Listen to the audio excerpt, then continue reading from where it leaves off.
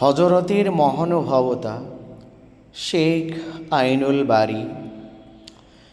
একদা এক বেদুইন আসিয়া মদিনার মসজিদে পেশাব করে ছর ছর করে মসজিদের মাঝে।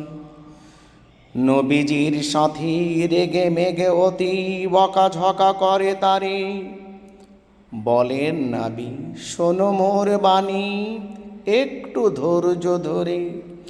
বাধা দিলে ওরে যে কোনো রোগ ওরে ধরতে পারে। রাগ ঝালেতে মসজিদ কখনো পবিত্র হইতে নারে। পানি দিয়ে মসজিদ ধুলেই পাক হয়ে যাবে। তারপরে ওর ভুলটা ধরাও শান্ত শিষ্টভাবে। ঘৃণা দ্বারা হিংসার জয় হয় না কভু যেন। ঠান্ডা মাথায় মিষ্ট কথায় মন গলে যায় শোনো। সহনশীলতা আর দয়া মায়া এমন দুটি গুণ, যার ফলে কভু মাফ হয়ে যায় খুনি ব্যক্তির খুন।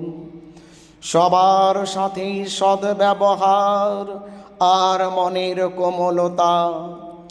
আল্লাহ তারে বাসেন ভালো, যার নেই কঠোরতা।